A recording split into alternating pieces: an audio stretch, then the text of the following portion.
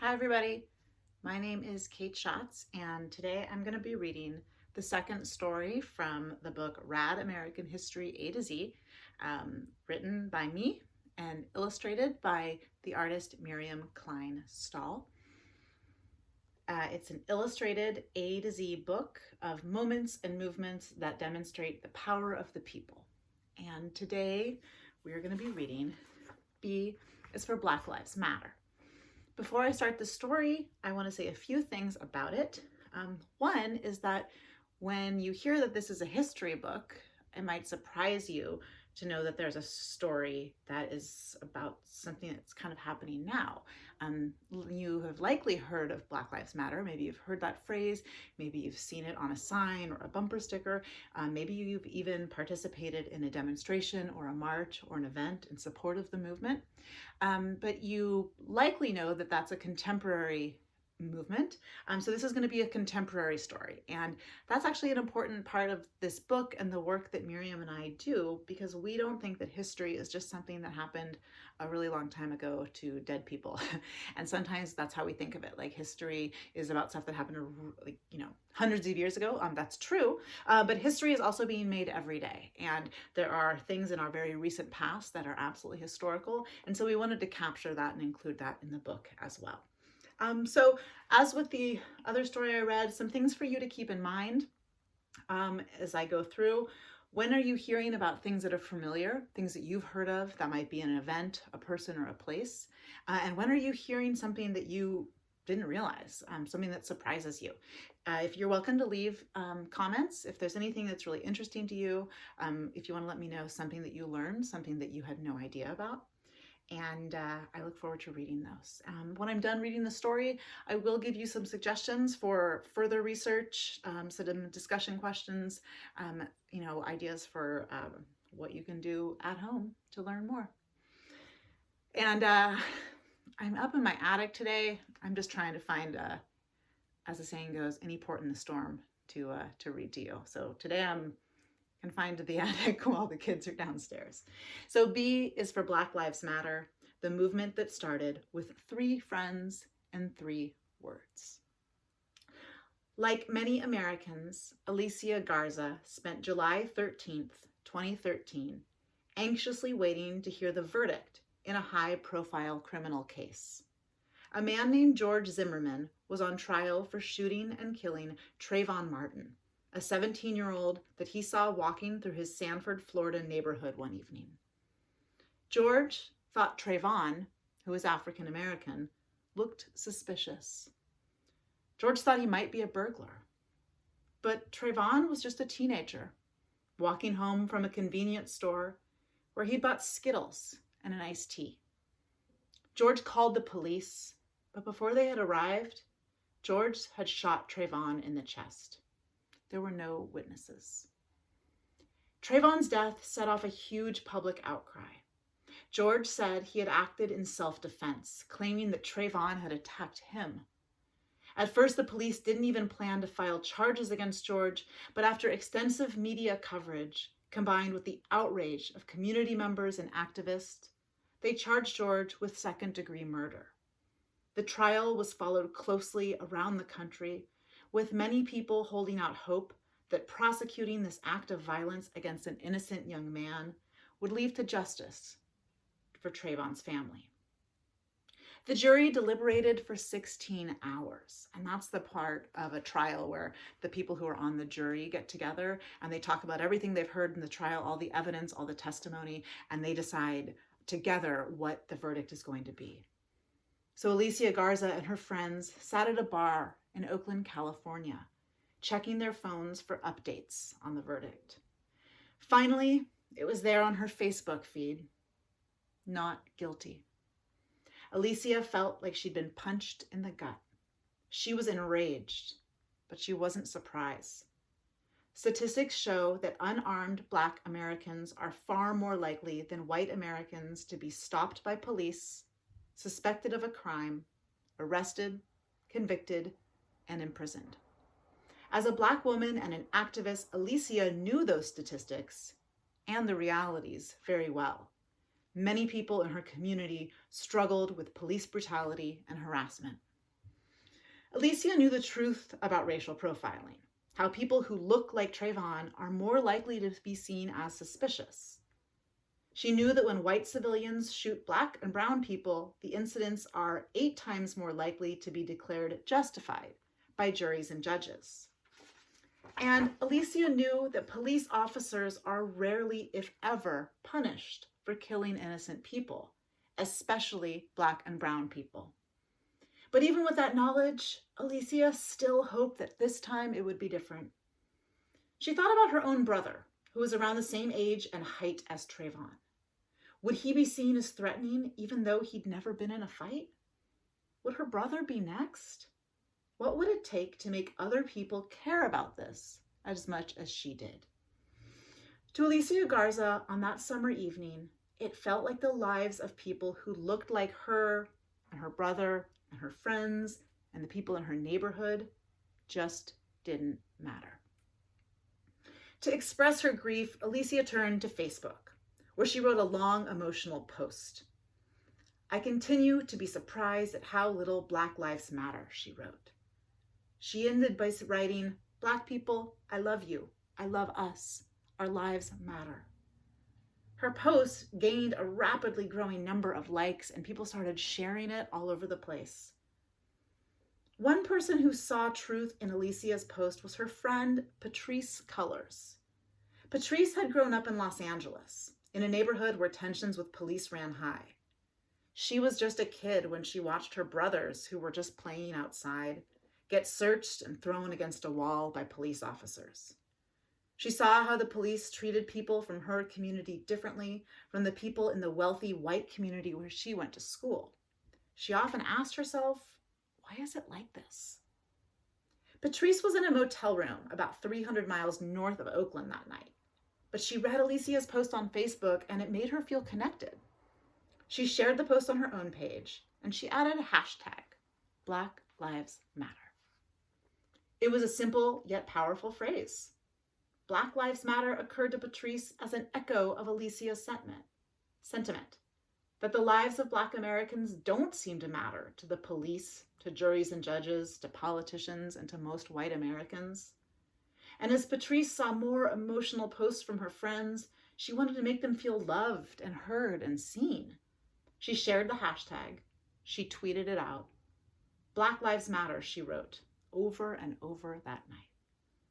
The next day, Patrisse posted on Alicia's Facebook wall.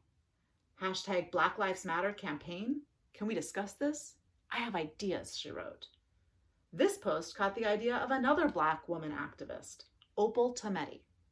Opal, the daughter of Nigerian immigrants, was working in New York for an immigrant rights organization. She had experience using social media for political campaigns. She reached out to Alicia and Patrisse, and they got to work. They created Tumblr and Twitter accounts, asking people to share their own stories about why Black Lives Matter. In downtown Oakland, a local shoe store let Alicia and another activist paint the words in huge block letters on their windows. And that shoe store was called Soul Space. That's where I bought a lot of my shoes. Shout out Jeff Pearlstein. In Los Angeles, Patrisse led a march with the words printed on a large banner. And over the next year, the hashtag spread across social media, popping up regularly on Facebook, Twitter, and Tumblr. If the Black Lives Matter movement began that July, it fully emerged 1 year later, after another tragic police shooting of an unarmed Black man. On August 9th, 2014, 18-year-old Michael Brown was shot in the back by a police officer in Ferguson, Missouri, just outside St. Louis. The area had a long history of tension between the majority Black residents and the majority white police force and city government. In the wake of the shooting, and in fact, I'm going to interrupt myself there. This is a point of research for you. The East St. Louis riots and racial attacks of what year? 1921? 1920?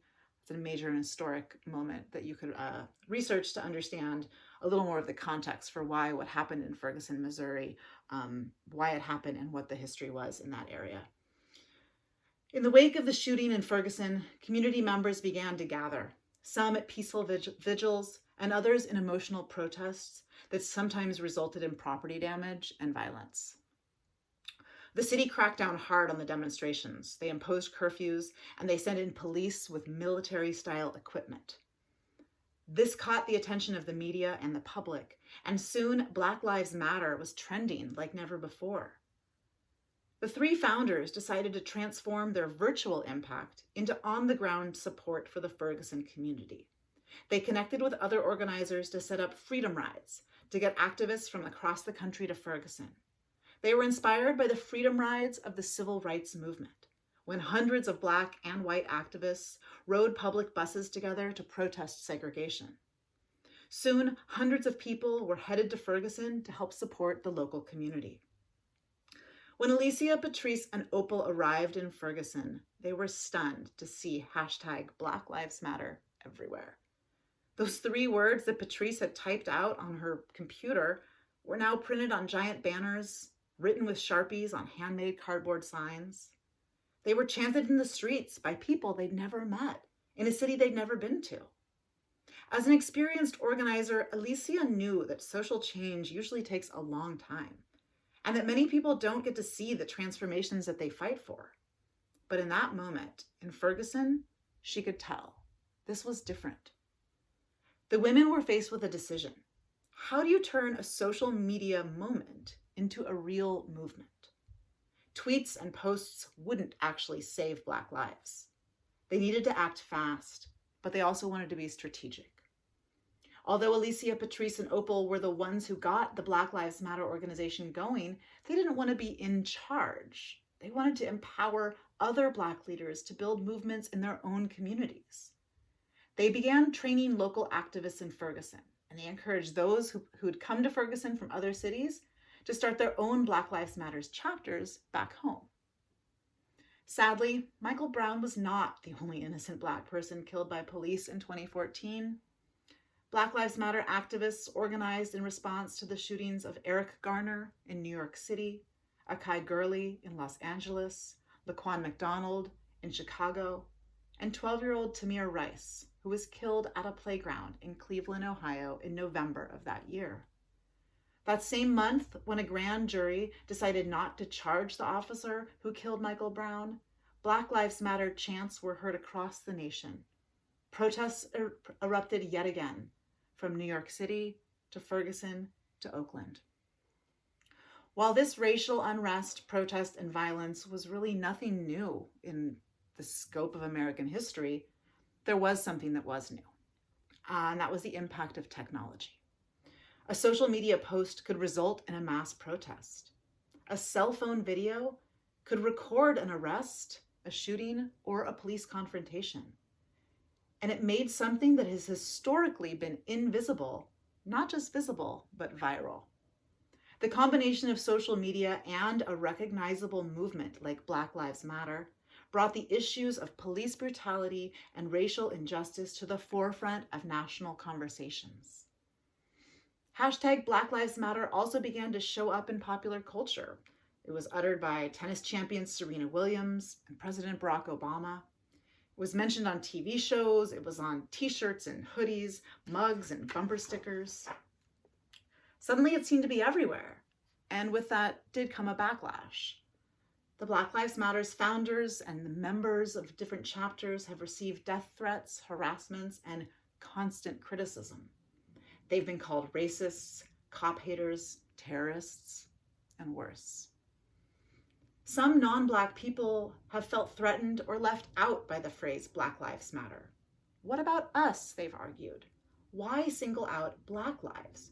Don't all lives matter? The answer is yes. Of course, every human life matters. But until all humans are actually treated equally in this country, it is justified and it is vital to bring attention to certain groups who have routinely, statistically, and historically been harmed. When young people learn about the civil rights movement, they tend to learn about great men like Dr. Martin Luther King Jr., Representative John Lewis, and Malcolm X. Aside from Rosa Parks, it's rare to learn about the women who drove that movement, like Diane Nash, Dorothy Haight, and Joanne Robinson. Alicia, Opal, and Patrice have experienced some of this. High-profile articles about Black Lives Matter have failed to mention their names, and more than one magazine has featured male Black Lives Matter activists on their glossy covers, leaving the women out of the picture. While they do want credit for their efforts, Alicia always points out that they didn't found the fight for racial justice, or even start something brand new. Movements happen over long periods of time, and Black Lives Matter is one point on a long trajectory of organizing for racial justice. We created an organization, Alicia explains, that gave people space to reimagine what's possible by insisting that Black Lives Matter. And that is the end of B is for Black Lives Matter, the second story or chapter in Rad American History A to Z. This story does have an additional section about Colin Kaepernick, and it is, some of the stories in the book do have these, we call them sidebars, so a little bit of additional information. And with this story, I wanted to connect Colin Kaepernick's activism, his taking a knee, to the Black Lives Matter movement, because it came directly out of that. I won't read the Colin story today, I'll just stick with this one, but I just wanted to kind of point that out. And a couple things that I wanted to say about that story, some ideas for you. I guess one question, a discussion question was, did you know anything about that story? Did you know about the 3 women that started Black Lives Matter who had that idea? Was that a surprise to you? Was that new information, or is that something that you were familiar with? Like I said at the end of the story, a lot of people don't realize kind of who came up with it, and they don't always get credit. At the same time, they're very careful to say that they don't want to be the leaders or in charge. They don't want all that attention, but they still want to be acknowledged for their work. A couple other things I want to say about this story. This was a really important story for us to include in the book, and Miriam and I both felt very strongly that we would only include this story if we had the permission of the founders of Alicia and Patrice and Opal, and that felt very, very important, and I wanted to make sure that I could get feedback and make sure that we were telling the story correctly. As a white person, I really wanted to share this story, but I also wanted to make sure it was being told respectfully and accurately and in the way that the organizers want. So I was really, really grateful to Alicia Garza for taking the time to talk to me for this story. I was able to interview her. I was able to get her feedback. I was able to make some edits and to make sure that this, again, was being told in a way that felt right to them. So it's a huge honor to share this story and to do it with the blessing of Alicia. And one thing I wanted to do, I wanted to zoom in on the illustration here because it's really my favorite illustration in this book, and it's Miriam's as well. So if you look at it, what you can see is that we wanted to take what Alicia said about how they didn't start this movement, but it's part of a long history. And so you can see that in the front there, we have Alicia, Opal, and Patrice. But behind them are generations of civil rights activists. And Miriam included, you have members of the Black Panther Party. You see right there the Black Panther and the person with a t-shirt that says Free Huey. And that's in reference to Huey Newton, one of the Black Panther members. Then right here, you have someone with a Black Lives Matter sign, a t-shirt that says Hands Up, Don't Shoot.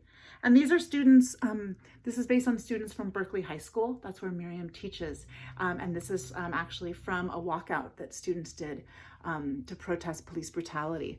But then behind them, you also have another generation of civil rights activists.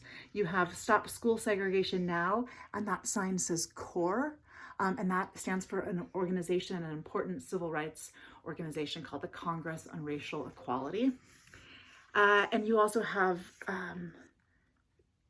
We Demand Decent Housing Now, and other signs. So that was important for her to show these women in an historical context. And that's an important thing to think about with any kind of social movement, is that we're always building on what has come before. So a couple points for more research for you if you feel interested in learning more about any of it. One thing I was going to suggest is that I do mention several women who were key organizers during the civil rights movement. And I often talk about this, and then I say, most people, when it comes to women in the civil rights movement, Rosa Parks is like what most young people and often adults know when it comes to women. And Rosa Parks was amazing and she's incredibly important, but I think it's really important that we learn about some other folks as well. The three women that I mentioned in this story are Diane Nash, Dorothy Haight, and that's spelled Height, and Joanne Robinson.